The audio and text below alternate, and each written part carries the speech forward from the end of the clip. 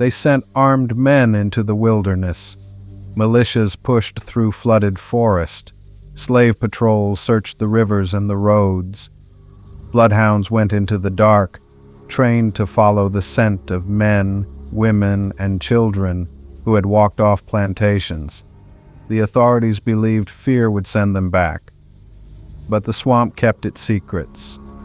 Somewhere past the cypress and the black water, people were disappearing, and many of them were never seen by their enslavers again. Not because they died, not because they were caught, because they had stopped running. They were building.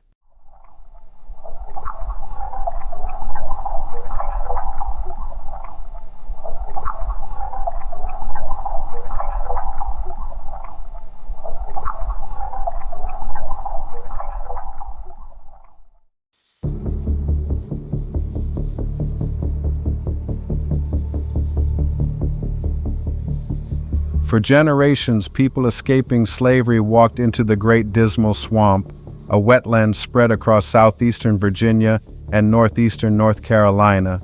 To the colonists, it was a wasteland, diseased, useless, impossible to cross. To people fleeing bondage, every one of those things was an advantage.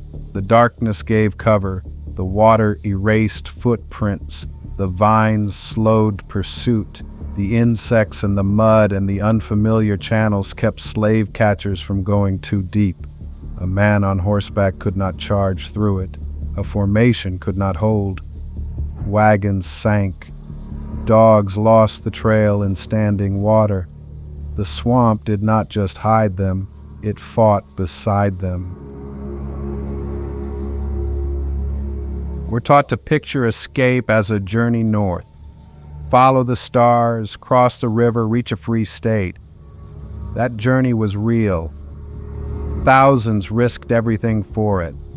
But it was not the only road. Some went south toward Spanish Florida. Some went into native territory. Some reached ships and port cities. Some stayed close so they could stay near their families. And some went where the roads ended entirely, into forest, mountain, marsh, and swamp, where a slaveholder's authority thinned out to nothing. These people became known as Maroons. They did not hide for a night and move on. They stayed. They planted. They built. They raised children.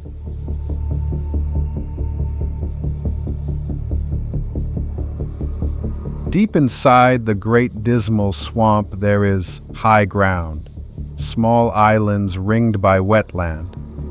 Archaeology suggests communities lived on them for generations. Some arrived after escaping. Some were born there. Some lived an entire life inside that wetland, never standing in a slaveholder's yard. Think about what that means. A child born in the swamp might hear about slavery the way you hear about a war in another country. She'd learn hidden paths instead of property lines. She'd wake to birds and water instead of a work bell. It was never easy. The swamp could take a life as fast as it protected one. Storms flooded settlements. Food had to be grown, hunted, traded, or taken. One wrong move outside could expose everyone inside. But it was theirs.